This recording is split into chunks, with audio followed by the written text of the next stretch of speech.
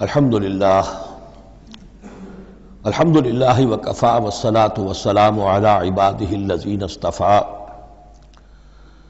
خصوصاً علی افضلہم وخاتم النبیین محمد الامین وعلی آلہ وصحبہ اجمعین اما بعد فقد قال اللہ تبارک وتعالی کما ورد فی سورۃ آل عمران اعوذ باللہ من الشیطان الرجیم بسم اللہ الرحمن الرحیم الف لام میم اللہ لا الہ الا هو الحی القیوم نزل علیک الکتاب بالحق مصدقا لما بین یدیہ وانزل التوراۃ والانجیل من قبل هدى للناس وانزل الفرقان ان الذین کفروا بآیات اللہ لهم عذاب شدید واللہ عزیز ذو انتقام صدق اللہ العظیم رب اشرح لی صدری ویسر لی امری واحلل عقدۃ من لسانی یفقہوا قولی اللہم ربنا الہمنا رشدنا واعذنا من شرور انفسنا اللہم ارنا الحق حقا وارزقنا اتباعہ وارنا الباطل باطلا وارزقنا اجتنابہ اللہم وفقنا لما تحب وترضى اللہم ربنا آنس وحشتنا فی قبورنا وارحمنا بالقرآن العظیم اللہم اجعلہ لنا اماما ونورا وہدا ورحمہ اللہم ذکرنا منہ ما نسینا وعلمنا منہ ما جہلنا وارزقنا تلاوتہ آناء اللیل وآناء النہار واجعلہ لنا حجتا یا رب العالمین آمین۔ الف لام میم یہ حروف مقطعات ہیں جن کے بارے میں اجمالی گفتگو سورہ بقرہ کے آغاز میں ہم کر چکے ہیں۔ اللہ لا الہ الا هو الحی القیوم یہ الفاظ آیت الکرسی کے آغاز میں سورہ بقرہ میں آ چکے ہیں۔ ایک بات نوٹ کر لیجئے کہ ایک حدیث میں آتا ہے کہ اللہ کا ایک اسم اعظم ہے کہ جس کے حوالے سے اگر کوئی چیز اللہ سے مانگی جائے تو وہ ضرور دیتا ہے، لیکن اس کو حضور نے بتایا نہیں کہ وہ اسم اعظم کون سا ہے۔ کچھ اشارے کیے، جیسے رمضان میں ایک شب ہے لیلۃ القدر جو 1000 مہینوں سے افضل ہے، تعین کے ساتھ نہیں بتایا وہ کون سی، تاکہ تلاش کرو، زیادہ ذوق و شوق کا معاملہ ہو۔ لیکن جو اشارات آپ نے کیے ہیں اس سے اندازہ ہوتا ہے، کیونکہ یہ فرمایا گیا کہ یہ 3 صورتوں میں ہے، سورہ بقرہ میں، سورہ آل عمران میں اور سورہ طٰہٰ میں، وہ الفاظ الحی القیوم جو مشترک ہیں، سورہ بقرہ میں آیت الکرسی میں آئے ہیں، آل عمران میں یہاں دوسری آیت میں موجود ہیں، اور سورہ طٰہٰ کے بھی شروع کے اندر موجود ہیں۔ نزل علیک الکتاب بالحق، اس نے نازل فرمائی ہے، اس اللہ نے جس کے سوا کوئی معبود نہیں، جو الحی ہے القیوم ہے۔ اس میں اشارہ ہو رہا ہے اس کلام کی عظمت کی طرف کہ جان لو یہ کلام کس کا ہے، کس نے اتارا ہے۔ نزل علیک الکتاب بالحق، اس نے نازل فرمائی ہے یہ کتاب اے نبی آپ پر حق کے ساتھ، اور یہاں نوٹ کیجیے نزلہ ہے، نزلہ ینزل تنزیلا، انزلہ نہیں آیا ہے۔ مصدقا لما بین یدیہ، اور یہ تصدیق کرتے ہوئے آئی ہے اس کی جو اس کے سامنے موجود ہے، تورات اور انجیل۔ اور یہ کہ 2 اعتبارات سے تصدیق ہے کہ یہ قرآن تصدیق کرتا ہے ان کی کہ وہ اللہ کی کتابیں تھیں جن میں تحریف ہو گئی، لیکن یہ کہ قرآن اور حضور مصداق بن کر آئے ہیں ان پیشین گوئیوں کا جو ان کتابوں میں تھی۔ وانزل التوراۃ والانجیل من قبل ھدی للناس، اسی طرح اللہ نے اس سے پہلے لوگوں کی ہدایت کے لیے تورات اور انجیل نازل فرمائی تھی۔ وانزل الفرقان، اور اللہ نے فرقان اتارا۔ فرقان قرآن مجید کے لیے بھی ہے، فرقان تورات کے لیے بھی ہے، فرقان معجزات کے لیے بھی ہے۔ ہر وہ شے یوم الفرقان ہم سورہ انفال میں پڑھیں گے، غزوہ بدر کے دن کو کہا گیا، جو شے بالکل مبرہن کر دے حق و باطل کے مابین امتیاز قائم کر دے وہ فرقان ہے۔ لیکن یہاں اب تہدید کا انداز ہے، دھمکی کا انداز ہے۔ ان الذین کفروا بآیات اللہ، یہ دنیا کی دوسری کتابوں کا معاملہ نہ سمجھو کہ اسے مان لیا تب بھی کوئی حرج نہیں، نہیں مانا تب بھی کوئی حرج نہیں، اگر پڑھنے پر طبیعت راغب ہوئی تو بھی کوئی بات نہیں، نہیں راغب ہے تو مت پڑھو، کوئی الزام نہیں۔ یہ کتاب ویسی نہیں ہے، بلکہ یہ کتاب تو اب اگر نہیں مانو گے، ایمان نہیں لاؤ گے، تو ان الذین کفروا بآیات اللہ لہم عذاب شدید، تو ان کے لیے بہت سخت سزا ہوگی. واللہ عزیز ذو انتقام، اور اللہ تعالیٰ زبردست ہے، انتقام لینے والا ہے. یہ لفظ بہت اہم ہے کہ اللہ تعالیٰ جہاں رؤوف ہے، رحیم ہے، شفیق ہے، غفور ہے، ستار ہے، لیکن ساتھ ہی شدید ذو انتقام بھی ہے، عزوز ذو انتقام بھی ہے، شدید العقاب بھی ہے. یہ دونوں شانیں اللہ کی ذہن میں رہنی چاہیے. ان اللہ لا یخفی علیہ شیء فی الارض ولا فی السماء، یقیناً اللہ پر کوئی شے مخفی نہیں ہے، نہ آسمان کی نہ زمین کی. هو الذی یصورکم فی الارحام کیف یشاء، پہلی چیز اللہ کے علم سے متعلق تھی، اور یہ اللہ کی قدرت سے متعلق ہے. وہی ہے کہ جو تمہاری نقشہ کشی کر دیتا ہے، صورت بنا دیتا ہے تمہاری ماؤں کے رحموں میں جیسا چاہتا ہے. کسی کے پاس چوائس نہیں ہے کہ وہ اپنا نقشہ خود بنائے. لا الہ الا هو العزیز الحکیم، اس کے سوا کوئی معبود نہیں، اور یہ کہ وہی العزیز ہے اور الحکیم ہے. هو الذی انزل علیک الکتاب منہ آیات محکمات ہن ام الکتاب واخر متشابہات، وہی ہے جس نے آپ پر یہ کتاب نازل فرمائی. کسی کسی جگہ انزلہ کا لفظ بھی آ جاتا ہے، اور یہ ہوتا ہے ردم کے اعتبار سے، کیونکہ قرآن مجید کی اپنی ایک ملکوتی غنا ہے، اس کی ایک موسیقی ہے، ڈیوائن میوزک ہے، تو اس میں جو ردم کے حوالے سے اگر ضرورت ہو تو یہ الفاظ ایک دوسرے کی جگہ آ جائیں گے. منہ آیات محکمات، اس میں کچھ آیات تو ہیں محکم، پختہ. حکم جیسا کہ میں نے بتایا، حکمت عقل کی پختگی. محکم آیت، پختہ آیت، جس کا مفہوم بالکل واضح ہو، جس کو ادھر سے ادھر کرنے کی کوئی گنجائش نہ ہو. ہن ام الکتاب، اس کتاب کی جڑ اور اساس اور بنیاد وہی ہے. وَأُخَرُ متشابہات، اور کچھ متشابہ ہیں کہ جن کا حقیقی اور صحیح صحیح مفہوم معین کرنا بہت مشکل ہے، بلکہ عام حالات میں ناممکن ہے. یہ میں تفصیل سے تعارف قرآن کے ضمن میں عرض کر چکا ہوں. آیات الاحکام جتنی بھی ہیں وہ سب محکم ہیں، یہ کرو یہ نہ کرو، یہ حرام یہ حلال. لیکن یہ کہ جو بھی آیات ہیں کہ جن میں بحث ہے عالم غیب سے، اللہ کی ذات و صفات، کیا تصور کریں؟ اللہ کا ہاتھ، اللہ کا چہرہ، اللہ کی کرسی، اللہ کا عرش، کیا تصور کریں؟ اسی طریقے سے فرشتے، عالم غیب کی شے، عالم برزخ قبر میں کیا ہوتا ہے، اسی طرح عالم آخرہ جنت اور دوزخ کی اصل حقیقتیں ہم نہیں سمجھ سکتے. اس میں ہمارے ذہن کے قریب لا کر کچھ باتیں بتا دی گئی ہیں. ما لا یدرک کلہ لا یترک کلہ، اجمالی تصور قائم ہو جانا چاہیے، اس کے بغیر تو راستہ سیدھا رہے گا نہیں آدمی کا، لیکن ان کی تفاصیل میں نہیں جانا چاہیے. تو دوسرے درجے میں نے آپ کو بتایا تھا کہ کچھ فزیکل فینومینا بھی یہ بھی ایک وقت تک رہے ہیں آیات متشابہات میں سے، لیکن رفتہ رفتہ جیسے یہ سائنس کا علم بڑھتا چلا جا رہا ہے، ان میں سے بہت سی چیزیں اب محکم ہو کر سامنے آ رہی ہیں. تو یہ گویا کہ شفٹنگ سینڈز کے مانند ہے کہ ان میں سے جو چیزیں، بہت سی چیزیں واضح ہو گئیں جو پہلے واضح نہیں تھیں، لیکن اب بھی بعض چیزیں ہیں، جیسے میں نے عرض کیا 7 آسمان سے کیا مراد ہے کہ جو واضح نہیں ہے ہم پر، لیکن ہمارا یقین ہے کہ انشاءاللہ وہ وقت آئے گا کہ انسان سمجھ لے گا کہ ہاں یہی بات صحیح تھی اور یہی تعبیر صحیح تھی. هو الذی انزل علیک الکتاب منہ آیات محکمات ہن ام الکتاب، یہ بہت اہم ہے. اصل جو ہے جڑ کتاب کی، اس لیے کہ کتاب کے بارے میں عرض کر چکا ہوں کہ وہ ہے مجموعہ احکام.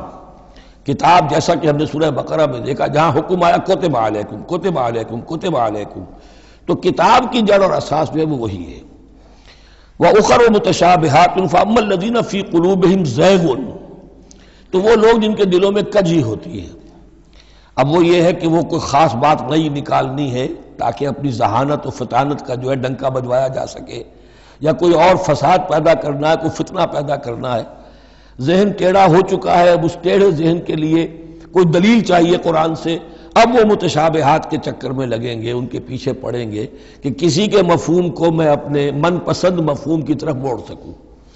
فَأَمَّا الَّذِينَ فِي قُلُوبِهِمْ زَيْغٌ فَيَتَّبِعُونَ مَا تَشَابَهَ مِنْهُ، تو وہ لوگ کہ جن کے دلوں میں کجی ہے وہ پیچھے لگتے ہیں ان کے کہ جو متشابہ ہیں ان میں سے. ابتغاء الفتنۃ، یا تو فتنہ اٹھانا چاہتے ہیں فتنے کی تلاش میں، وابتغاء تاویلہ، اور تلاش کرنے کے لیے کہ اس کی اصل حقیقت، اصل منشا، اصل مراد کیا ہے. یعنی یہ بھی ہو سکتا ہے کسی کا علمی ذوق ہی ایسا ہو جائے، اور یہ بھی ہو سکتا ہے کہ ایک شخص کی فطرت میں کجی ہو. وما یعلم تاویلہ الا اللہ، حالانکہ ان کا حقیقی مفہوم اللہ کے سوا کوئی نہیں جانتا۔ والراسخون فی العلم یقولون، اور جو لوگ علم میں راسخ ہیں، پختہ ہیں، جن کی جڑیں گہری ہو چکی ہیں علم میں، وہ کیا کہتے ہیں؟ یقولون آمنا بہ کل من عند ربنا، ہم ایمان لائے اس کتاب پر، قرآن پر، یہ کل کا کل ہمارے رب کی طرف سے ہے۔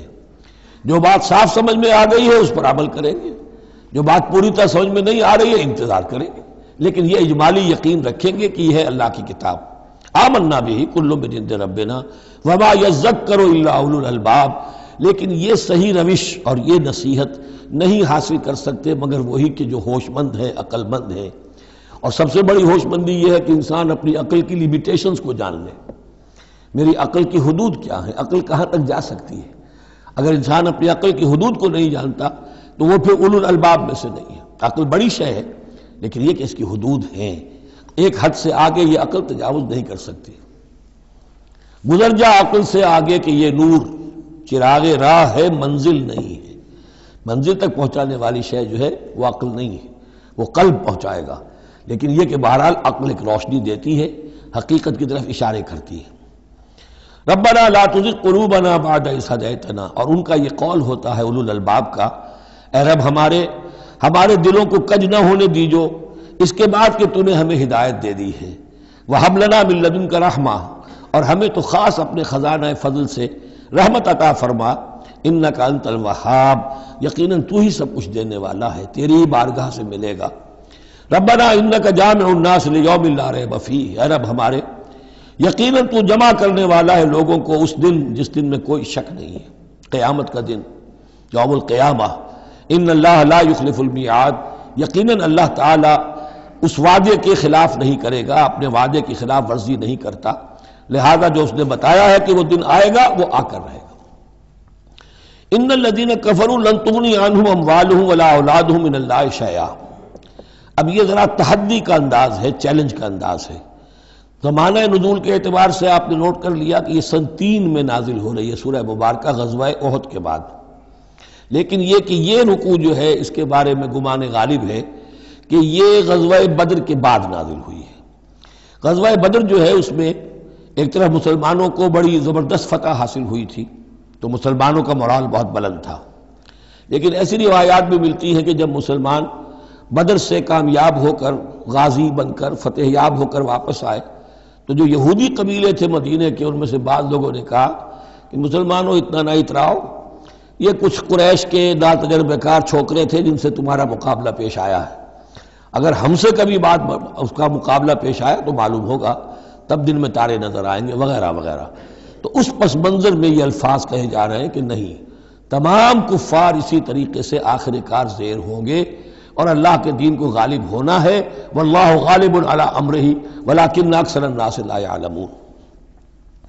ان الذین کفروا لن تغنی عنہم اموالہم ولا اولادہم من اللہ شیئا، یقیناً جن لوگوں نے کفر کی روش اختیار کی ہرگز نہ بچا سکیں گے انہیں، نہ ان کے مال نہ ان کی اولاد اللہ سے کچھ بھی۔ وَأُولَٰئِكَ هُمْ وَقُودُ النَّارِ، اور وہ تو سب کے سب آگ کا ایندھن بنیں گے۔ کداب آل فرعون، تمہاری تو حیثیت ہی کیا ہے، چپندی کا شوربہ۔ آل فرعون کا معاملہ یاد کرو، ان کے ساتھ کیا ہوا تھا، شہنشاہ اور بڑے لاؤ لشکر والا، وفرعون ذی الاوتاد، کداب آل فرعون والذین من قبلہم، اور اسی پر کیا اس سے پہلے ثمود اور عاد جیسی قومیں زبردست جو ہیں اسی جزیرہ نما عرب میں رہی ہیں، کذبوا بآیاتنا، انہوں نے بھی ہماری آیات کو جھٹلایا تھا، فاخذہم اللہ بذنوبہم، تو اللہ نے پکڑا ان کو ان گناہوں کی پاداش میں، واللہ شدید العقاب، اور اللہ سزا دینے میں بہت سخت ہے۔ قل للذین کفروا، اے نبی کہہ دیجئے ان لوگوں سے جو کفر کی روش اختیار کر رہے ہیں، ستغلبون وتحشرون الی جہنم، تم سب کے سب مغلوب ہو کر رہو گے، دنیا میں مغلوب ہوگے اور پھر جہنم کی طرف گھیر کر لے جائے جاؤ گے، وبئس المہاد، اور وہ بہت برا ٹھکانہ ہے۔ قد کان لکم آیۃ فی الفئتین التقطا، تمہارے لیے ایک نشانی آ چکی ہے ان دو گروہوں میں جو آپس میں جنہوں نے جنگ کی، یعنی بدر کی جنگ ہوئی، اس میں ایک طرف مسلمان تھے ایک طرف مشرکین مکہ تھے، تمہارے لیے نشانی موجود ہے۔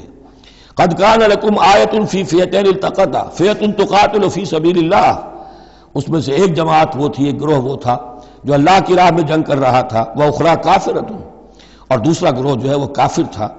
یرونہم مثلیہم رأی العین، وہ دیکھ رہے تھے اپنی آنکھوں سے کہ ان سے دگنے ہیں. اب اس کے کئی معنی کیے گئے ہیں.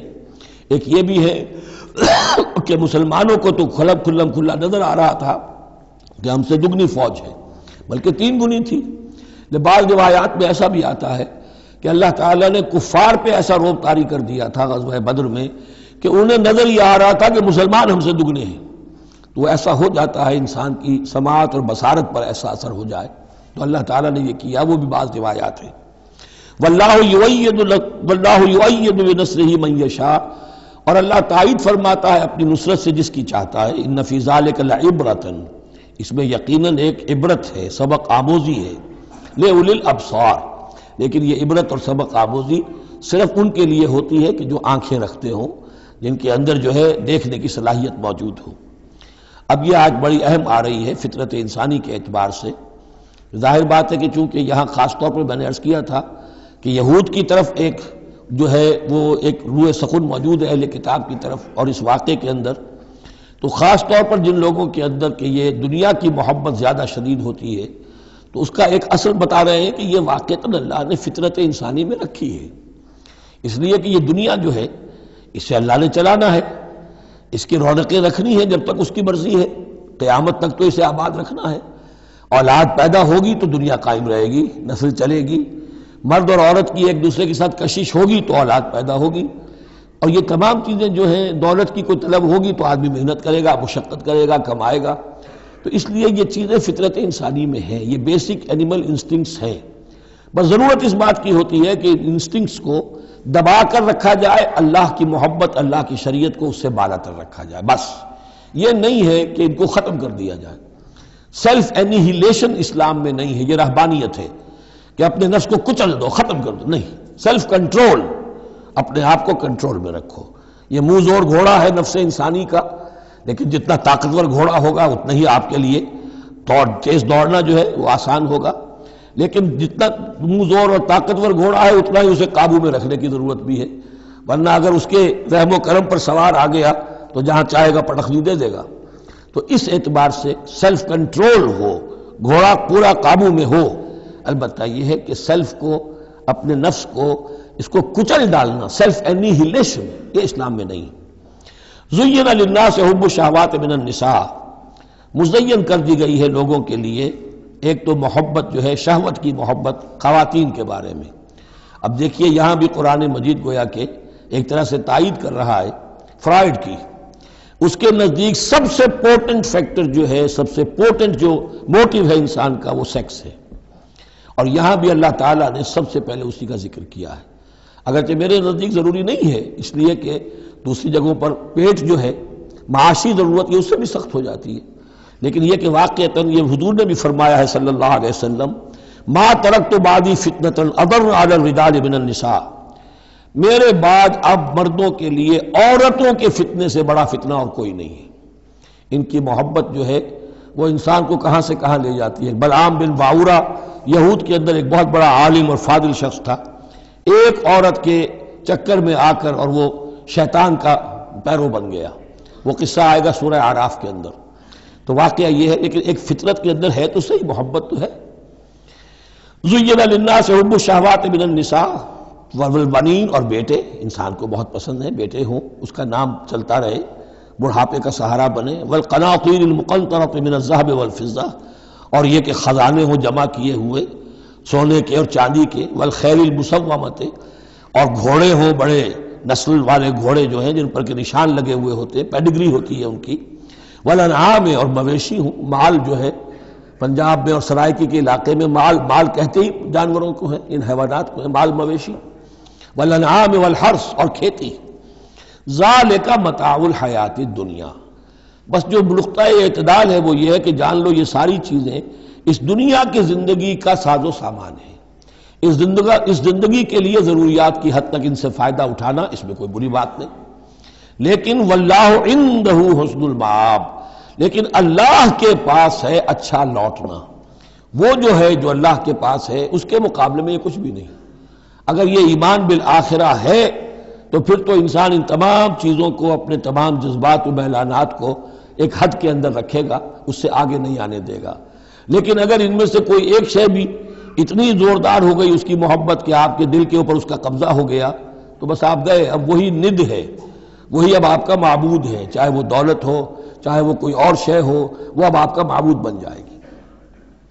قُلْ أَنَبِّئُكُمْ بِخَيْرٍ مِّن ذَلِكُمْ، ان سے کہیے کہ کیا میں تمہیں بتاؤں کہ ان تمام چیزوں سے بہتر شے کون سی ہے؟ لِلَّذِينَ اتَّقَوْا عِندَ رَبِّهِمْ جَنَّاتٌ تَجْرِی مِن تَحْتِهَا الْأَنْہَارُ خَالِدِینَ فِیہَا، وہ لوگ کہ جو اپنے رب کا تقوی اختیار کرتے رہے۔ تقوی یہی ہے کہ اپنے نفس کا بھی حق ہے دو، اِنَّ لِنَفْسِکَ عَلَیکَ حَقًّا، لیکن ناجائز راستے سے نہیں۔ تمہارے پیٹ کا بھی حق ہے، اس کا ادا کرو، لیکن عقل حلال سے۔ تمہاری اولاد کا تم پر حق ہے، اِنَّ لِنَفْسِکَ عَلَیکَ حَقًّا وَإِنَّ لِزَوْجِکَ عَلَیکَ حَقًّا وَإِنَّ لِزَوْرِکَ عَلَیکَ حَقًّا، تمہارے ملاقاتی آتے ہیں ان کا بھی تم پر حق ہے، وہ حقوق ادا کرو، لیکن اللہ سے اوپر کسی حق کو فائق نہ کر دینا، بس یہ ہے اصل بات۔ اگر تو یہ اگر حفظ مراتب نہ کنی زندگی، اگر یہ حفظ مراتب نہیں ہوگا تو گویا کہ اب آپ گئے، دین اور دنیا سب گئی۔ تو للذین اتقوا عند ربہم جنات، ان کے لیے ایسے باغات ہیں تجری من تحتہا الانہار، جن کے دامن میں ندیاں بہتی ہوں گی، خالدین فیہا، اس میں وہ ہمیشہ رہیں گے، وازواج مطہرۃ، اور بڑی ہی پاک عورتیں ہوں گی، ورضوان من اللہ، اور اللہ کی رضوان ہوگی، اللہ کی رضا ہوگی جو سب سے بڑی شے ہے، واللہ بصیر بالعباد، اور یقیناً اللہ تعالیٰ اپنے بندوں کو دیکھ رہا ہے۔ الذین، وہ کون سے بندے ہیں اس کے خاص؟ الذین یقولون ربنا اننا آمنا، جو یہ کہتے رہتے ہیں پروردگار ہم ایمان لے آئے، فاغفر لنا، بس ہمیں بخش دے، ذنوبنا، ہمارے گناہ، وقنا عذاب النار، اور ہمیں آگ کے عذاب سے بچائیو۔ اب ان کی بدہ میں الفاظ استعمال ہو رہے ہیں، یہ کون لوگ ہیں جو یہ دعا کرتے ہیں؟ ان کے یہ اوصاف ہیں، اور اس میں گویا کہ تلقین ہے، اگر اللہ سے یہ دعا کرنا چاہتے ہو کہ اللہ تمہیں تمہارے گناہ بخش دے اور تمہیں جہنم کے عذاب سے بچائے، تو یہ اوصاف اپنے اندر پیدا کرو۔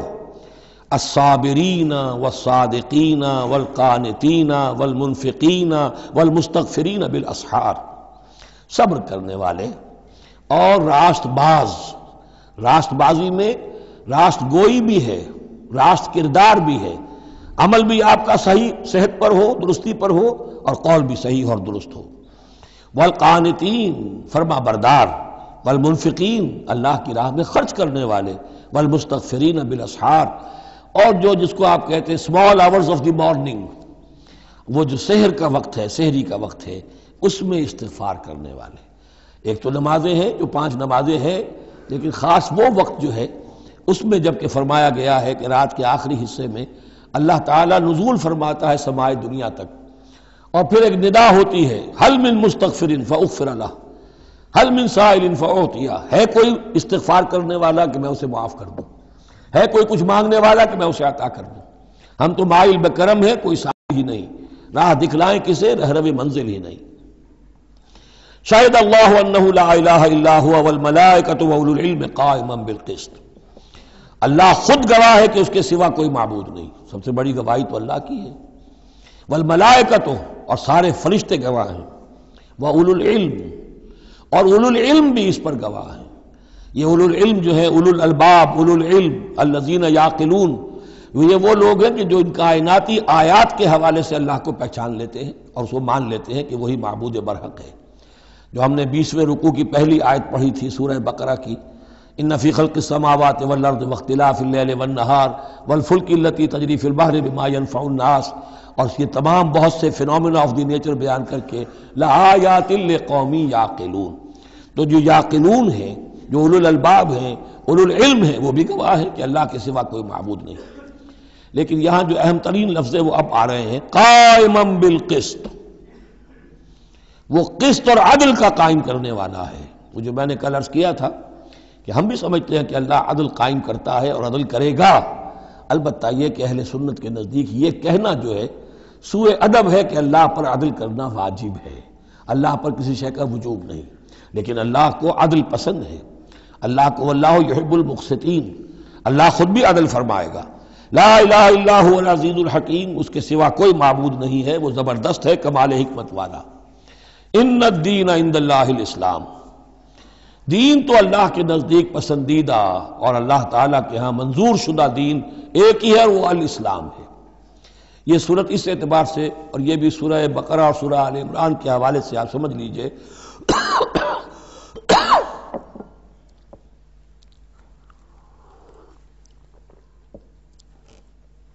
سورہ بقرہ میں ایمان پر زیادہ زور ہے۔ آمن الرسول بما انزل الیہ من ربہ، ایمانیات، شروع میں بھی ایمانیات، درمیان میں آیا بر میں ایمانیات۔ اس سورہ مبارکہ میں اسلام پر زیادہ زور ہے۔ اب ان دونوں میں بھی ایک نسبت ہے خاص، جس کو بھی تفصیل میں جانے کا موقع نہیں ہے۔ ان الدین عند اللہ الاسلام، آگے چل کر آیت آئے گی وَمَن يَبْتَغِ غَيْرَ الْإِسْلَامِ دِينًا فَلَن يُقْبَلَ مِنْهُ، اگر کوئی شخص اسلام کے سوا کسی دین کو قبول کرے گا وہ اس کی جانب اللہ کے ہاں منظور نہیں ہوگا۔ وَمَا اخْتَلَفَ الَّذِينَ أُوتُوا الْكِتَابَ إِلَّا مِن بَعْدِ مَا جَاءَهُمُ الْعِلْمُ بَغْيًا بَيْنَهُمْ، یہ اسلام ہمیشہ سے چلا آ رہا ہے، حضرت آدم سے اسلام چلا آ رہا ہے۔ یہ وہی آیات جو تھی آیت الاختلاف، اس کا گویا کہ خلاصہ آ گیا۔ اور جن لوگوں نے اختلاف کیا ہے، یہ پگڈنڈیاں نکالی ہیں، غلط راستوں پر مڑ گئے ہیں، تو یہ اس کے بعد کہ ان کے پاس علم آ چکا تھا، اور اصل سبب بغیم بینہم، ضدم ضدہ، دی ارج ٹو ڈومینیٹ۔ ومن یکفر بآیات اللہ، اور جو کوئی اللہ کی آیات کا انکار کرتا ہے، فإن اللہ سریع الحساب، تو اللہ تعالیٰ کو حساب لیتے دیر نہیں لگے گی، وہ بڑی تیزی کے ساتھ حساب لے لے گا۔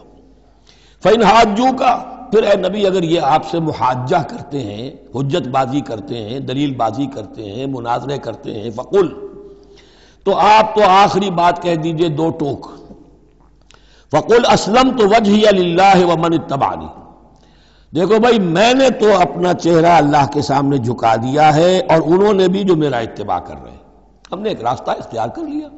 لکم دینکم ولی دین، ہمارا یہ راستہ، تم جدھر جانا چاہتے ہو جاؤ، جس پگڈنڈی پر مڑنا چاہتے ہو چلے جاؤ، جس کھائی میں گرنا چاہتے ہو جاؤ، دفع ہو جاؤ۔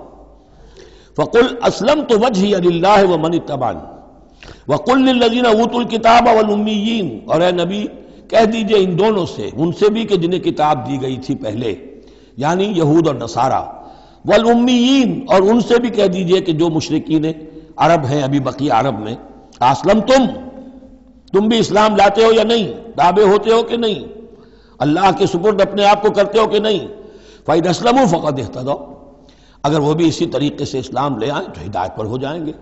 وَإِنْ تَوَلَّوْا فَإِنَّمَا عَلَيْكَ الْبَلَاغُ، پھر اگر وہ رخ پھیر لیں، منہ موڑ لیں، تو اے نبی آپ پر کوئی ذمہ داری نہیں ہے سوائے پہنچا دینے کی۔ اعلیٰ کو یہاں پھر پہچان، انما علیک البلاغ، آپ کے ذمہ ہے پہنچا دینا، آپ نے ہمارا پیغام پہنچا دیا، ہماری دعوت ان تک پہنچا دی، ہماری آیات انہیں پڑھ کر سنا دی، اب آگے چوائس ان کا ہے، آپ پر ذمہ داری نہیں ہے کہ یہ لوگ ایمان کیوں نہیں لائے۔ وَلَا تُسْأَلُ عَنْ أَصْحَابِ الْجَحِيمِ، یہ سورہ بقرہ میں ہم پڑھائے ہیں۔ وَاللَّهُ بَصِيرٌ بِالْعِبَادِ، باقی اللہ تعالیٰ اپنے بندوں کو دیکھ رہا ہے، وہ ان سے حساب کتاب کر لے گا، وہ معاملہ اس کا ان سے نبٹ لے گا۔ آپ کے ذمہ جو فرض تھا آپ اس فرض کو ادا کرتے رہیے۔ ان الذین یکفرون بآیات اللہ ویقتلون النبیین بغیر حق، یقیناً وہ لوگ جو اللہ کی آیات کا کفر کرتے ہیں اور انبیاء کو قتل کرتے رہے ہیں ناحق، ویقتلون الذین یامرون بالقسط من الناس، اور قتل کرتے رہے ہیں یا قتل کرتے ہیں ان لوگوں کو انسانوں میں سے جو عدل کا حکم دیتے ہیں، اس لیے کہ انصاف کی بات تو پسند نہیں ہوتی کسی کو، سچی بات الحق مر، تو بہت سے مواقع پر ایسا ہوتا ہے کہ حق گوئی کی پاداش میں کوئی حق گو انسان جو ہے اسے اپنی جان سے ہاتھ دھونے پڑتے ہیں۔ تو یہاں پھر دیکھیے قسط کا معاملہ آیا ہے، عدل، اللہ قائم بالقسط ہے، اور اللہ کے محبوب بندے وہی ہیں کہ جو انبیاء کے علاوہ وہ لوگ کہ جو عدل کا حکم دیں، انصاف کا ڈنکا بجانے کی کوشش کریں۔ تو فرمایا وَيَقْتُلُونَ الَّذِينَ يَأْمُرُونَ بِالْقِسْطِ مِنَ النَّاسِ، تو ایسے لوگ جنہیں کہ جو کہ ایسے لوگوں کو قتل کریں، فَبَشِّرْهُمْ بِعَذَابٍ أَلِيمٍ، تو اے نبی انہیں بشارت سنا دیجئے دردناک عذاب کی۔ اس میں ایک طنز ہے، بشارت، عذاب کی بشارت، یہ طنزیہ کلام ہے۔ اولئک الذین حبطت اعمالهم فی الدنیا والآخرہ، یہ وہ لوگ ہیں کہ جن کے تمام اعمال دنیا اور آخرت میں حبط ہو گئے۔ قریش کو یہ زوم تھا کہ ہم خادم کعبہ ہیں اور ہمارے پاس جو ہے یہ لوگ آتے ہیں، حج کرتے ہیں، ہم ان کی دعوت کرتے ہیں، کھانا کھلاتے ہیں، پانی پلاتے ہیں، سقایا ہے، تو ہماری اتنی خدمتیں ہیں، اللہ تعالیٰ کے ہاں جو ہے ہمیں بہرحال ان خدمتوں کے حساب میں ہمیں بخش دیا جائے گا۔ فرمایا وہ سارے اعمال حبط ہو جائیں گے اگر وہ شکل نہیں ہے. اگر تو صحیح صحیح پورے دین کو اختیار کرو گے تو ٹھیک ہے، ورنہ یہ کہ اولئک الذین حبطت اعمالہم فی الدنیا والآخرہ، بڑے سے بڑے چیریٹی کے کام کیے ہوں، چیریٹیبل انسٹیٹیوشنز قائم کر دی ہوں، کوئی حیثیت نہیں رکھتی اللہ کے نگاہ میں. وما لہم من ناصرین، اور ان کا پھر کوئی مددگار نہیں ہوگا. الم تر الی الذین اوتوا نصیبا من الکتاب، کیا تم نے غور نہیں کیا ان لوگوں کی حالت پر جنہیں کتاب کا ایک حصہ دیا گیا تھا؟ اوتو مجہول کا صیغہ، یہ جیسا کہ میں نے عرض کیا جہاں کوئی مذمت کا پہلو ہوتا ہے تو اس میں یہ مجہول کا صیغہ آتا ہے. جنہیں کتاب کا ایک حصہ دیا گیا تھا، یدعون الی کتاب اللہ لیحکم بینہم، اب انہیں بلایا جاتا ہے اللہ کی کتاب کی طرف کہ وہ ان کے مابین فیصلہ کرے. ثم یتولی فریق منہم وہم معرضون، پھر ان میں سے ایک گروہ جو ہے پیٹھ موڑ لیتا ہے اعراض کرتے ہوئے، یعنی یہ کہ مانتے بھی ہیں کتاب کو لیکن اس کے فیصلے کو تسلیم کرنے کے لیے تیار نہیں. ذالک بانہم قالوا لن تمسنا النار الا ایاما معدودات، یہ مضمون آ چکا ہے سورہ بقرہ میں. یہ کیوں ڈھٹائی ہو رہی ہے کہ مانتے بھی ہیں اور پھر عمل نہیں کر رہے؟ انہیں بتایا جاتا تم اس کتاب پر ایمان رکھتے ہو، اس میں یہ لکھا ہے یہ سود حرام ہے، کیا کر رہے ہو، یہ شے حرام ہے، کس کام میں لگے ہوئے ہو؟ لیکن نہیں، کیوں اڑ جاتا ہے انسان؟ اس کی تشخیص کر دی. ذالک بانہم قالوا، یہ اس وجہ سے ہے کہ انہوں نے یہ عقیدہ گھڑ لیا ہے کہ لن تمسنا النار الا ایاما معدودات، ہمیں تو چھو ہی نہیں سکتی آگ جہنم کی مگر گنتی کے چند دن. جب یہ عقیدہ ہے تو پھر کاہے کو انسان دنیا کا نقصان برداشت کرے؟ بابر میں عیش کوش کے عالم دوبارہ نیست، حلال سے حرام سے جائز سے ناجائز سے جو بھی عیش حاصل کیا جا سکتا کرنا چاہیے، بخش تو دیا ہی جانا ہے. یہ عقیدہ ہے کہ جو در حقیقت ایمان بالآخرت کی نفی کر دیتا ہے. وَغَرَّهُمْ فِي دِينِهِمْ مَا كَانُوا يَفْتَرُونَ، اور انہیں دھوکے میں مبتلا کر دیا ہے ان کے دین نے، ان چیزوں نے دین کے معاملے میں دھوکے میں ڈال دیا جو انہوں نے افترا کر لیے، گھڑ لیے. اللہ نے تو کوئی ضمانت نہیں دی تھی، نہ لاؤ تورات لاؤ انجیل لاؤ، کہیں ضمانت نہیں ہے.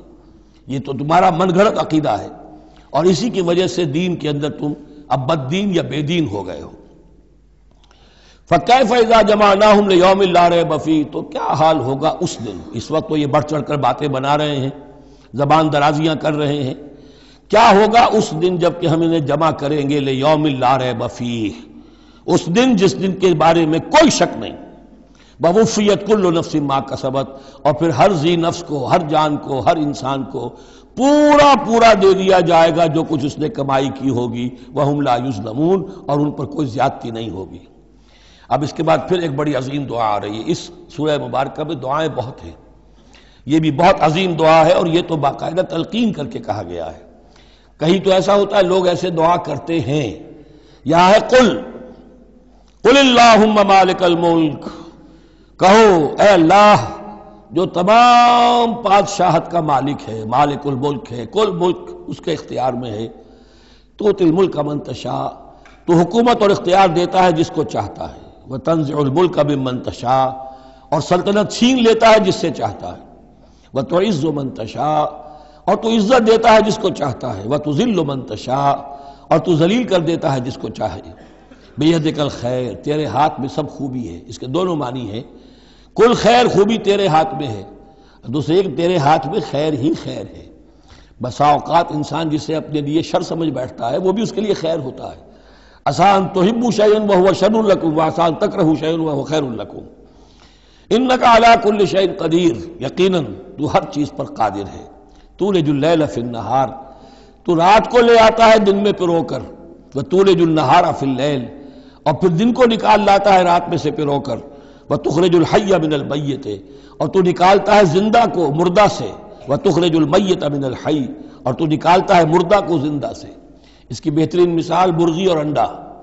مرغی میں جان نہیں ہے لیکن اسی میں سے چوزہ برآمد ہوتا ہے، زندہ ہے، اور وہ مرغی جو ہے وہی انڈا دے رہی ہے.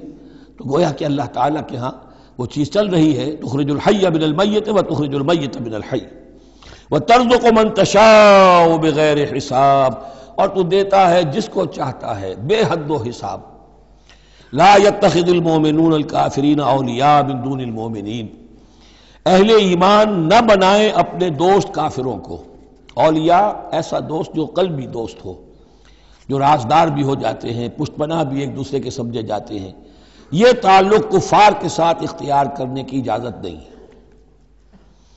ایک اچھا رویہ ہو، ظاہری مدارات ہوں، آپ ان سے اچھے کلچرڈ طریقے پر بات کریں، تہذیب کے ساتھ، یہ اور بات ہے، لیکن دلی محبت، قلبی رشتہ، جذباتی تعلق، ان کی ایک ایسے باہمی مدد کا ایک رشتہ قائم کر لینا، پشت پناہ ہونے کا رشتہ بنا لینا، اس کی اجازت نہیں ہے۔ لا يتخذ المؤمنون الکافرین اولیاء من دون المؤمنین، اہل ایمان کو چھوڑ کر ان کے ساتھ یہ رشتہ قائم کرنا اللہ کو پسند نہیں۔ ومن يفعل ذلك فليس من الله في شيء، اور جو کوئی بھی یہ حرکت کرے گا پھر اس کا اللہ کے ہاں کوئی مقام نہیں ہوگا، کوئی رشتہ اللہ کا پھر اس کے ساتھ نہیں رہے گا۔ اللہ کے دشمنوں کے ساتھ تمہاری دوستی ہے تو ظاہر بات ہے کہ پھر اللہ کے ساتھ تمہارا کوئی تعلق نہیں رہا۔ الا ان تتقوا منہم تقا، سوائے یہ کہ تم ان سے بچاؤ کرنا چاہو، بچاؤ کے لیے۔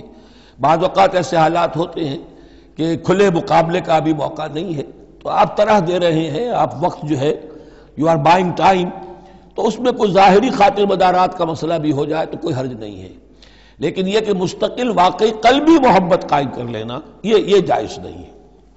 ویسے یہ کہ اسی پھر آیت کے اسی الفاظ کو ہمارے ہاں اہل تشیع نے تقیہ کی جڑ بنا دیا ہے، لیکن انہوں نے اسے پہنچا دیا اس حد تک کہ جھوٹ بھی بولو، اپنے عقائد بھی چھپا لو، اور اس کے لیے دلیل یہاں سے لاتے ہیں۔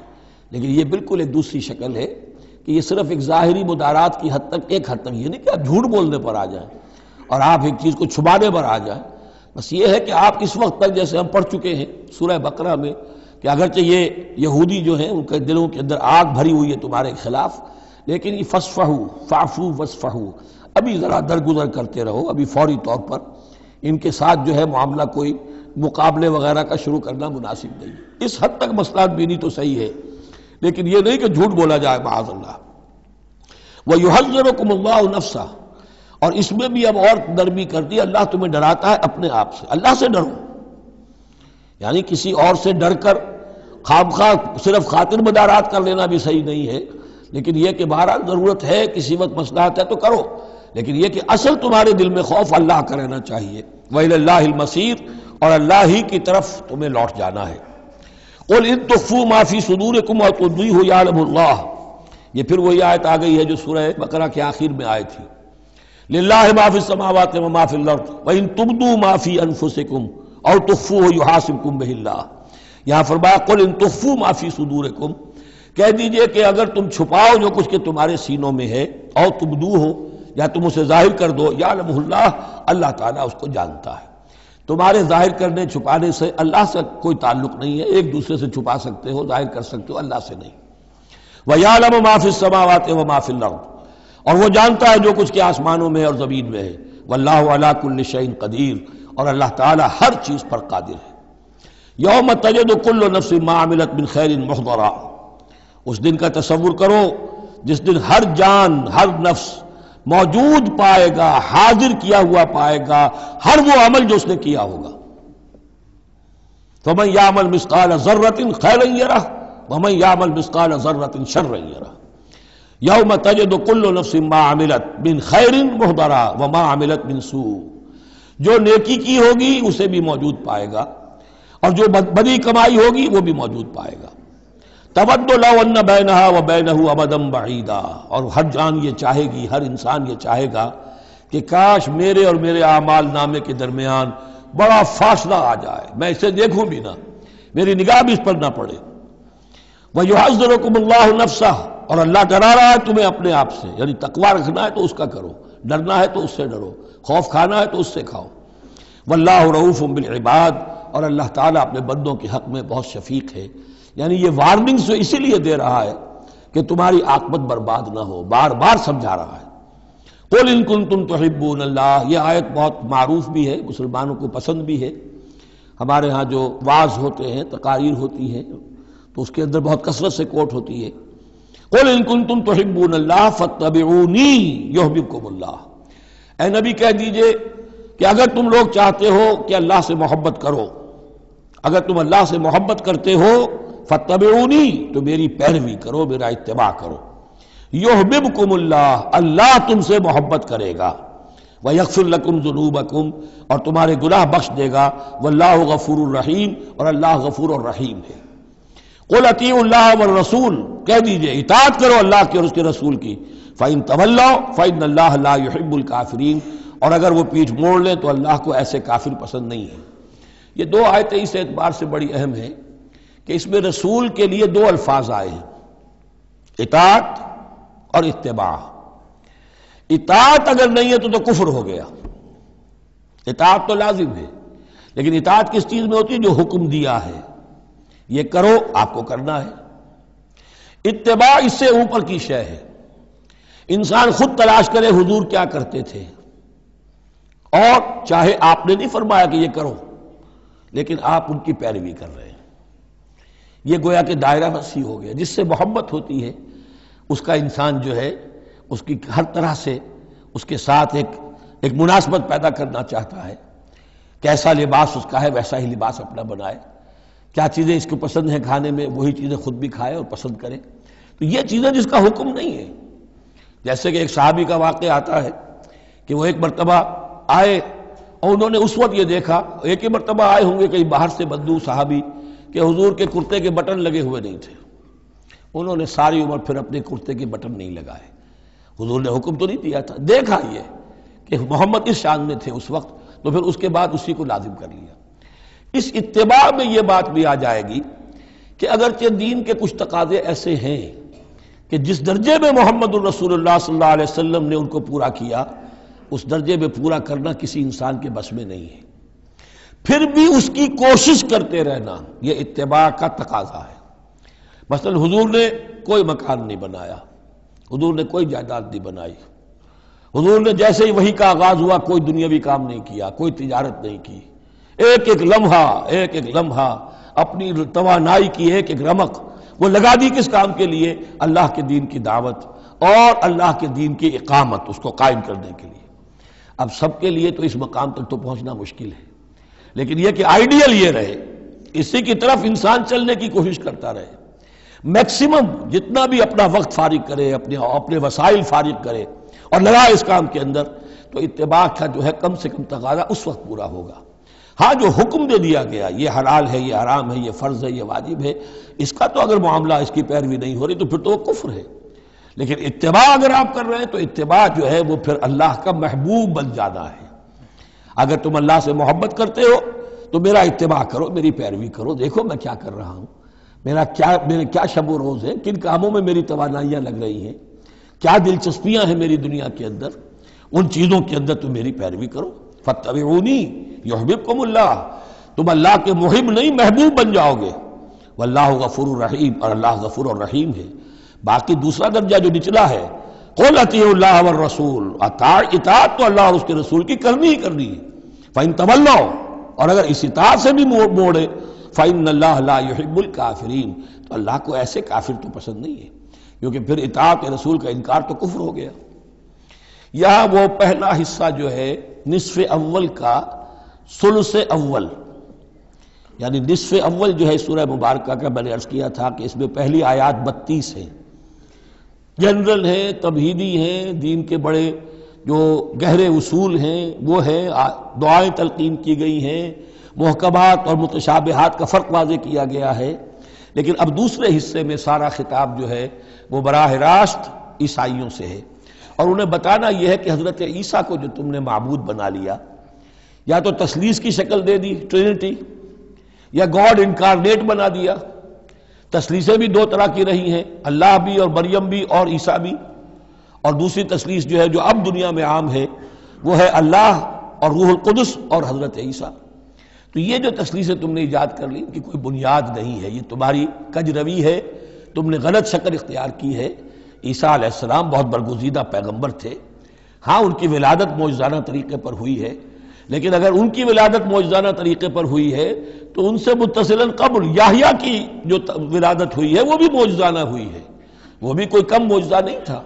تو معجزے، اور پھر آدم کی جو ولادت ہوئی یا آدم کو جو پیدا کیا اللہ نے، تو ظاہر بات ہے کہ وہ اپنی جگہ پر جہاں سے نسل انسانی کا آغاز ہوا، تو یہی بات اگر دلیل ہو جائے الوہیت کی تو یہ تو پھر آدم کو بھی الہ مانو اور یحییٰ کو بھی الہ مانو، تو ساری بحث اس پر ہو رہی ہے۔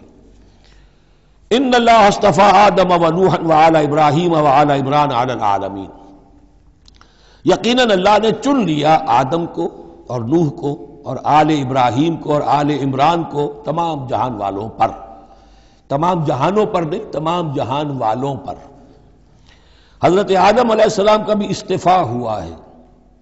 اس میں کچھ ان لوگوں کے لیے دلیل بنتی ہے جو سمجھتے ہیں کہ جو تخلیق آدم ہے اس میں پہلے کوئی سپیشیز وجود میں آئی تھی، اور اس سپیشیز، اس نوع کے ایک فرد کو اللہ نے چن کر اس میں پھر اپنی روح پھونکی ہے تو وہ آدم بن گئے، تو وہ بھی سلیکٹڈ تھے۔ استفاء کے معنی ہوتا ہے کسی میں سے چن لینا، بہرحال ایک عام معنی بھی ہو جاتے ہیں، پسند کر لینے کے معنی بھی ہو سکتے ہیں۔ ان اللہ اصطفیٰ آدم و نوحا، اور پھر نوح کو پسند کیا، آل ابراہیم، ابراہیم کے گھر کو، ان کے خاندان کو، وآل عمران، عمران جو ہے بنی اسرائیل کی تاریخ میں دو عظیم شخصیتوں کے نام ہیں، ایک تو حضرت موسیٰ کے والد کا نام بھی عمران تھا، اور ایک حضرت مریم کے والد کا نام بھی عمران تھا۔ حضرت عیسیٰ کے نانا عمران ہوئے اور حضرت موسیٰ کے والد عمران تھے۔ یہاں پہ غالباً حضرت موسیٰ کے والد مراد ہیں، لیکن چونکہ آگے سارا معاملہ حضرت مریم کا آ رہا ہے تو شاید عین ممکن ہے کہ یہاں پر اشارہ ان کے نانا کی طرف ہو۔ ذریۃ بعضھا من بعض، اور یہ سب جو ہے ایک دوسرے کی نسل سے ہیں، ایک دوسرے کی اولاد سے ہیں۔ نوح حضرت آدم کی اولاد سے ہیں، ابراہیم حضرت نوح کی اولاد سے ہیں، پھر ان کے پورا خاندان بنی اسماعیل بنی اسرائیل یہ ان کی اولاد میں سے ہیں۔ واللہ سمیع علیم، اللہ سمیع اور علیم ہے۔ اس قالت امرأۃ عمران رب انی نذرت لک ما فی بطنی محررا فتقبل منی۔ اب یہ جو عمران کی بیوی ہیں یعنی حضرت مریم کی والدہ، یہ بہت نیک عورت تھیں، بہت ہی متقی، نیک، زاہد۔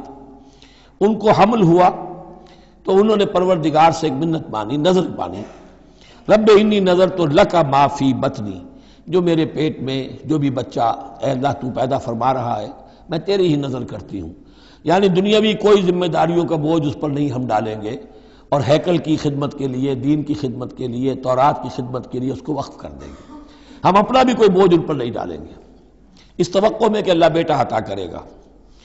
محررن کے مطلب ہے اسے آزاد کر دیں گے، تحریر آزاد کر دینا، حر سے، کہ کوئی ذمہ داری اس پر نہیں ہوگی، اسے ہم خالص کر دیں گے تیرے دین کی خدمت کے لیے اور ہیکل کی خدمت کے لیے۔ فتقبل منی، تو اے اللہ میری اس نظر کو تو قبول فرما لے، شرف قبول عطا فرما۔ انک انت السمیع العلیم، یقیناً تو سب کچھ سننے والا اور سب کچھ جاننے والا ہے۔ فلما وضعتها قالت رب انی وضعتها انثی، اب جب وضع حمل ہوا تو پھر اس نے کہا اے اللہ یہ تو میں ایک بیٹی جنم گئی ہوں، یعنی میری تو یہاں بیٹی ہو گئی ہے، میں تو امید میں تھی کہ بیٹا آئے گا تو اس کو جو ہے میں وقف کر دوں گی۔ اس وقت تک ہیکل کے خادموں میں کسی خاتون کو، لڑکی کو قبول نہیں کیا جاتا تھا۔ واللہ عالم بما وضعت، اللہ فرما رہا ہے کہ اللہ بہتر جانتا تھا کہ کیا اس نے جنا ہے، اسے کیا پتا کیسی بیٹی جنی ہے۔ ولیس الذکر کالانثی، اور کہاں ہوگا کوئی بیٹا اس بیٹی جیسا۔ اس کے دونوں معنی کیے گئے، ایک تو ایسا کہ یہ گویا کہ قول مانا جائے حضرت مریم کی والدہ کا کہ لڑکا تو لڑکی کی طرح نہیں ہوتا، اب لڑکا ہوتا تو میں اسے خدمت کے لیے وقف کر دیتی، یہ تو لڑکی ہو گئی۔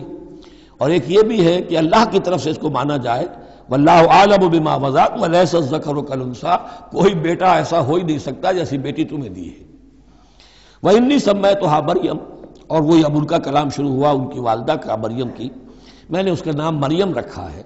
وَإِنِّي أُعِيذُهَا بِكَ، اور اے اللہ میں اسے تیری پناہ میں دیتی ہوں، وَذُرِّيَّتَهَا، اور جو بھی اس کی اولاد ہو، نسل ہو، اس کو بھی تیری پناہ میں دیتی ہوں، من الشیطان الرجیم، مردود شیطان کے حملے سے، کہ اللہ ان کو، مریم کو بھی اور اس کی آنے والی اولاد کو بھی تو بہت ہی اپنی حفاظت میں رکھیو، شیطان سے بچائیو۔ فتقبلها ربها بقبول حسن، تو قبول فرما لیا انہیں، یعنی حضرت مریم علیہ السلام کو ان کے رب نے بڑی ہی عمدگی کے ساتھ، قبول حسن، شرف قبول عطا فرمایا بڑی ہی خوبصورت انداز میں۔ وانبتها نباتا حسنا، اور ان کی پرورش کی بہت ہی عمدہ طریقے پر، بہت اعلیٰ طریقے پر۔ وکفلها زکریا، اور ان کو کفالت میں دے دیا، تربیت میں دے دیا حضرت زکریا کے۔ یہ حضرت زکریا جو ہیں یہ خالو تھے حضرت عیسیٰ علیہ السلام کے، حضرت مریم کے خالو، تو ہم ان کی تحویل میں، اور وہ اس وقت کے چیف کاہن تھے، chief priest of the temple, ہیکل سلیمانی کے وہی نبی بھی تھے، اور وہی وہاں کے سب سے بڑے جو ہیں، جو آج کل ہم سمجھتے ہیں مجاور وغیرہ، تو وہ مقام ان کا کاہنوں کا ہوتا تھا۔ وَكَفَّلَهَا زَكَرِيَّا كُلَّمَا دَخَلَ عَلَيْهَا زَكَرِيَّا الْمِحْرَابَ، جب کبھی بھی زکریا ان کے پاس جاتے تھے محراب میں، وجد عندہا رزقا، وہ دیکھتے تھے محراب حجروں کی شکل کے اندر، جو جیسے بنے ہوتے ہیں مسجدوں کے ساتھ، تو ایسے ایک حجرہ ان کو دے دیا گیا کہ یہ اللہ کے لیے نظر کی گئی ہیں اور ان کو قبول کر لیا گیا ہے، تو اب ان کے لیے یہاں پر یہ حجرہ ہے، اس میں وہ رہتی ہیں۔ لیکن جب بھی وہ حجرے میں جاتے تھے تو دیکھتے تھے ان کے پاس کھانا، میوے رکھے ہیں بغیر موسم کے، اور بعض لوگوں کی رائے یہ بھی ہے کہ یہاں سے مراد مادی کھانا نہیں ہے بلکہ علم و حکمت، کہ جب حضرت زکریا ان سے بات کرتے تھے تو یہ کہ انہیں حیران رہ جاتے تھے کہ اس لڑکی کو یہ اس قدر حکمت کہاں سے مل گئی، اتنی معرفت کہاں اس کو حاصل ہوئی۔ قال یا مریم انا لک ھذا، وہ پوچھتے اے مریم یہ تمہیں کہاں سے چیزیں ملتی ہیں، یہ کھانے کہاں سے آ جاتے ہیں، یہ بے موسمی پھل کہاں سے آ جاتے ہیں، یا یہ علم و حکمت کی باتیں تمہیں کیسے معلوم ہوتی ہیں؟ قالت هو من عند اللہ، تو وہ کہتی تھی یہ سب اللہ کی طرف سے ہے، اس کا فضل ہے، اس کا کرم ہے۔ ان اللہ یرزق من یشاء بغیر حساب، یقیناً اللہ تعالیٰ جس کو چاہتا بغیر حساب عطا کرتا ہے۔ ہنالک دعا زکریا ربہ، ہنالک یہ بالکل اس طرح سے دیر اینڈ ڈن، جب یہ مشاہدہ ہوا حضرت زکریا کو تو انہوں نے بھی ایک دعا کی اپنے پروردگار سے، ہنالک دعا زکریا ربہ رب قال رب ہب لی من لدنک ذریۃ طیبہ، اے اللہ مجھے بھی بڑی کوئی پاکیزہ اولاد عطا کر دے۔ بہت بوڑھے ہو چکے تھے، ان کی اہلیہ جو ہے وہ بھی بہت بوڑھی ہو چکی تھی، ضعیفہ تھی، اور ساری عمر بانجھ رہی تھی، لاولد تھے۔ یہ ساری تفصیل پھر سورہ مریم کے اندر مزید کھل کر آئے گی، اس لیے کہ یہی مضامین وہاں بیان ہوئے تھے مکی دور میں، جبکہ ہجرت حبشہ کے لیے مسلمان گئے تھے تو وہاں جا کر سورہ مریم کی آیات جو ہیں وہ پھر حضرت عبداللہ ابن جعفر نے پڑھ کر سنائی تھی۔ اس مناسبت سے یہ مضامین آپ کو سورہ مریم میں بھی ملیں گے۔ ساری عمر بوڑھے رہے اور بے اولاد رہے، لیکن اب وہ ایک دبی ہوئی خواہش، چنگاری، وہ بھڑک اٹھی، اے اللہ اس بچی کو تو یہ کچھ دے سکتا ہے تو تیری قدرت ہے مجھے بھی ذریۃ طیبہ، پاکیزہ اولاد عطا فرما۔ انک سمیع الدعاء، یقیناً تو دعا کا سننے والا ہے۔ فنادت الملائکۃ، تو فرشتوں نے انہیں پکار کر کہا، ندا کی، وہو قائم یصلی فی المحراب، اور وہ کھڑے ہوئے نماز پڑھ رہے تھے اپنی محراب میں، ان کا بھی حجرہ تھا۔ ان اللہ یبشرک بیحییٰ، اللہ تعالیٰ تمہیں بشارت دیتا ہے زکریا یحییٰ کی، مصدقا بکلمۃ من اللہ، جو تصدیق کرے گا ایک ایسے شخص کی جو اللہ کا خاص کلمہ ہوگا، یعنی حضرت عیسیٰ، کلمۃ منہ، یہ بعد میں باتیں آئیں گی، وسیداً، اور سردار ہوگا، وحسوراً، اور تجرد کی زندگی گزارے گا، ونبیا من الصالحین، اور نبی ہوگا صالحین میں سے۔ یہاں نوٹ کر لیجئے کہ آخری مدح کا لفظ جو حضرت یحییٰ کے لیے آیا ہے وہ نبی ہے، نبیا من الصالحین۔ قال رب انا یکون لی غلام، ابھی خود دعا کر رہے تھے لیکن غالباً اس کی بڑی توثیق چاہ رہے ہیں اللہ سے، ری ایشورنس۔ کہا پروردگار میرے ہاں کیسے بیٹا ہو جائے گا، وقد بلغنی الکبر، جبکہ میں انتہائی بوڑھا ہو چکا ہوں، وامرأتی عاقر، اور میری بیوی جو ہے بانجھ رہی ہے۔ قال کذلک اللہ یفعل ما یشاء، تو انہوں نے کہا کہ اللہ نے فرمایا کہ اللہ کرتا ہے اسی طرح، یا فرشتوں نے جواب دیا جو چاہتا ہے کرتا ہے، اسے اسباب کی احتیاج نہیں ہے، اسباب اس کے محتاج ہیں، اللہ اسباب کا محتاج نہیں ہے۔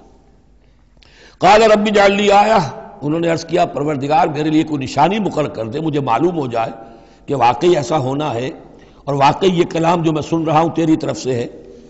قال آیتک الا تکلم الناس ثلاثۃ ایام الا رمزا، اللہ نے فرمایا کہ اب نشانی یہ ہے تمہارے لیے کہ اب 3 دن تک تم لوگوں سے گفتگو نہیں کر سکو گے سوائے اشارے کنائے کے، یعنی قوت گویائی سلب ہو گئی ان کی، اب وہ بول نہیں سکتے تھے 3 دن تک۔ وَاذْكُرْ رَبَّكَ كَثِيرًا، اپنے دل میں اپنے رب کو یاد کرتے رہو کثرت کے ساتھ۔